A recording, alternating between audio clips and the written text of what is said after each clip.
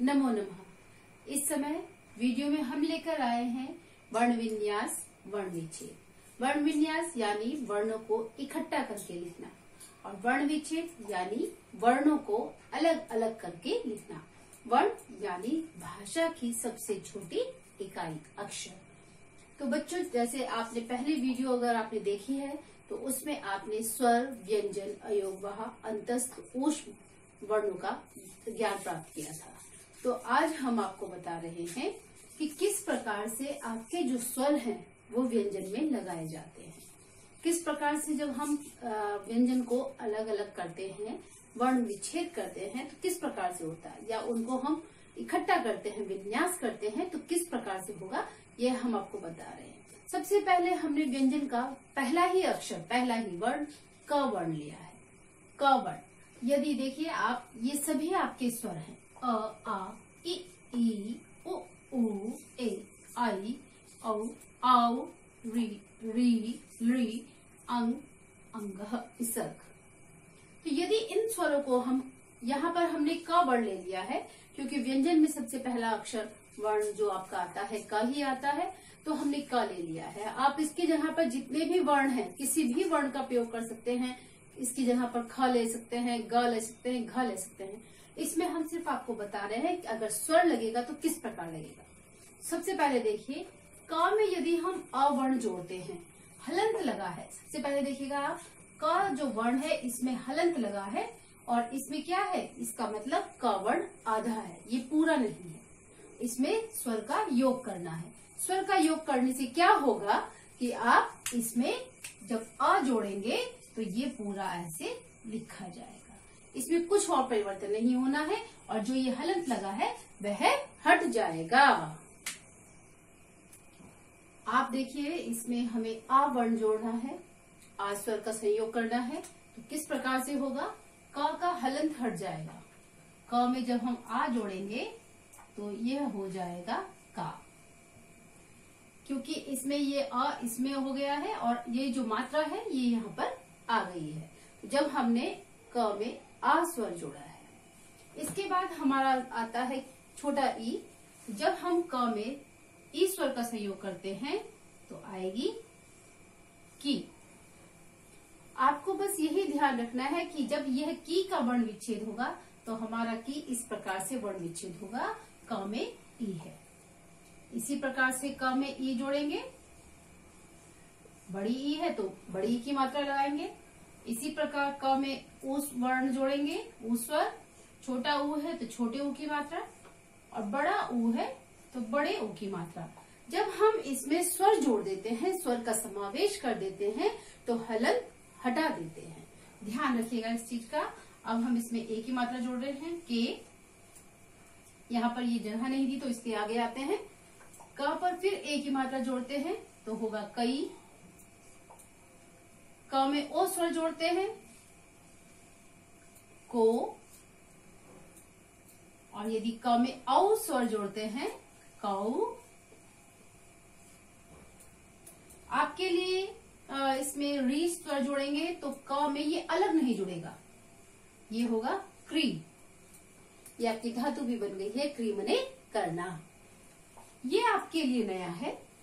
इसमें इसको दीर्घ है, यानी कि इसमें इसकी जो मात्रा होती है यह डबल हो जाती है।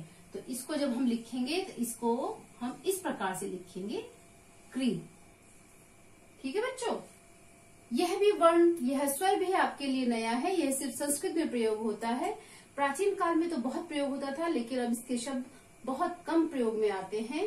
फिर भी यह अभी वर्णमाला में चलता है। तो इसको हम लिखेंगे आधा क, क्योंकि ल पूरा व्यंजन अलग से आ गया है, तो इसको हम इस प्रकार से लिखेंगे, क्लड़ी।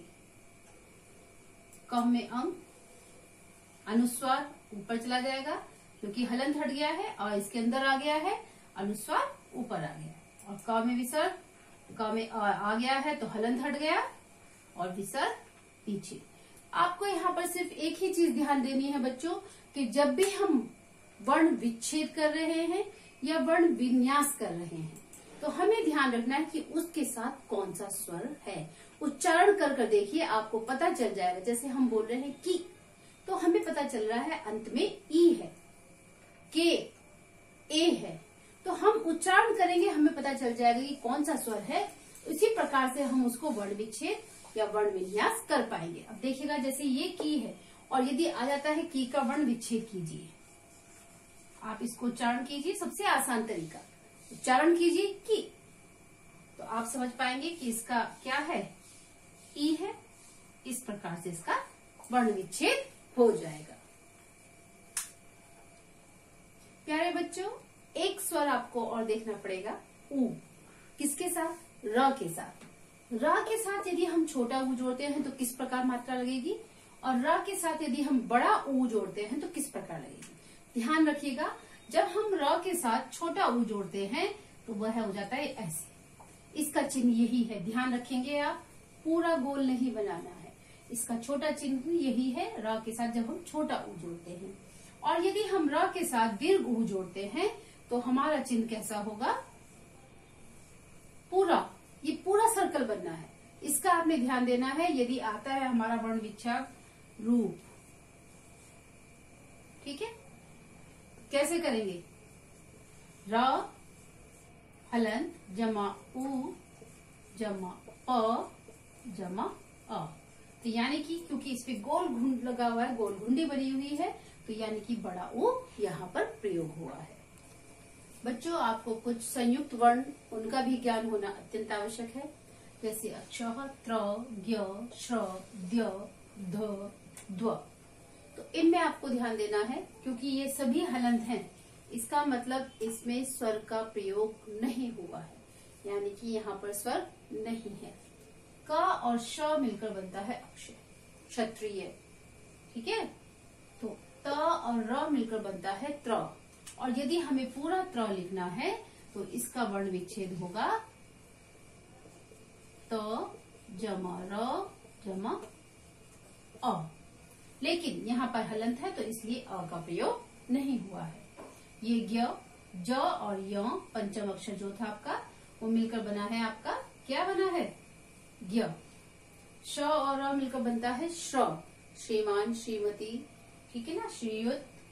द और य, द्य, विद्यालय। द और ध मिलकर बनता है, जो दह में बनता है, तो इसमें ध्यान रखिए ध बाहर की तरफ होना चाहिए, यहीं पर ऐसे मिक्स नहीं कर देना है, आपको ये ध बाहर की तरफ निकाल कर करना है। द और व मिलाकर जब संयुक्त वर्ण बनता है तो द्व, द्वंद्व समास, इस तरीके से जो शब्द है आपके, उसमें ये व यहाँ पर लगता है। हलंत लगा है, इसका मतलब यहाँ पर स्वर का प्रयोग नहीं हुआ है, ठीक है बेटा। बच्चों, आप लोगों के मन में कई बार प्रश्न उठता है कि ये र ऊपर क्यों चला गया, या प में र आगे नीचे क्यों लग गया। तो इसका एक सीधा सा उत्तर है जो आप समझेंगे अभी। यदि र से पहले स्वर है और र के बाद व्यंजन है तो वह र ऊपर चला जाता है। जैसे देखिए, ये जो र है, इससे पहले क्या है, स्वर है, और इसके बाद क्या है, अर्चक, व्यंजन है। तो जो ये र है वह यहाँ ना लिख करके ये र पर चला गया है, ठीक है। और यदि आपका ये जो र नीचे की तरफ लगा है, आप देख रहे हैं इस तरीके से जो लगता है, प्रश्न में जैसे हो गया, प्रतिदिन में प्र में जो हो गया, तो वह र से पहले भी व्यंजन होना चाहिए और र के बाद भी व्यंजन होना चाहिए। तो ये आपका लग गया है प्र, ठीक है। र के बाद भी व्यंजन, और यहाँ पर स्वर होना चाहिए, प र, तो यहाँ पर आपका हो गया प्र। और यहाँ पर र से पहले भी व्यंजन और र के बाद भी व्यंजन, तो ये हो गया है आपका क्रय। बच्चों, तो वर्ण विच्छेद किस प्रकार से करना है ये अब हम देखते हैं। हमारे पास शब्द है मण का, और इसका हमें करना है वर्ण विच्छेद। तो हम सबसे पहले क्या करेंगे कि जो तीनों वर्ण हैं उनको हम अलग अलग करके अलग करेंगे। सबसे पहले हम म को लेंगे, म हम जब बोल रहे हैं तो आपको ध्वनि आ रही है अ, म, तो यानी इसमें अ स्वर है। म हो गया, म का वर्ण विच्छेद हो गया। अब बचा हमारा णी। णी को जब हम उच्चारण कर रहे हैं तो ण में ए आ रहा है, फिर हमने इसका वर्ण विच्छेद किया है। ध्यान रहे, जो स्वर हम अलग लिखते जा रहे हैं उसमें से स्वर अलग करते जा रहे हैं, उस व्यंजन पर हलंत भी करेंगे। हमारा णी भी हो गया। अब अंत में बचा है हमारा का। का को जब हम उच्चारण कर रहे हैं तो हमें आ की ध्वनि आ रही है, का। तो देखिए का को हम किस प्रकार लिखेंगे, क हलंत हो गया है और यहाँ पर आ गया आपका आ। तो इस प्रकार से मणिका शब्द का आपका वर्ण विच्छेद हो गया। अब है आपका शब्द रुचिरा।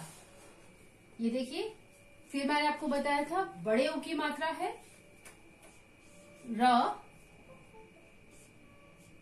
हलंत रू, ये हो गया है रू। अब हमारे पास जो शब्द है, हमने पहले भी कहा था कि अलग अलग अक्षर को हम लेंगे विच्छेद करने के लिए। अब हमारे पास शब्द है ची।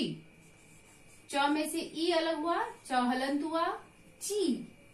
तो उच्चारण जब करेंगे आपको अपने आप आभास होगा कि कौन सा स्वर है। इसके बाद हमारा अंतिम में बचता है रा। रा का फिर उच्चारण कर रहे हैं तो हमें आ की ध्वनि सुनाई दे रही है। इस प्रकार से जब हम इसको लिखेंगे तो र में से आ अलग हो जाएगा और र हलंत हो जाएगा। तो बच्चों इस प्रकार से आपने देखा कि ये हमारा वर्ण विच्छेद किस प्रकार होता है।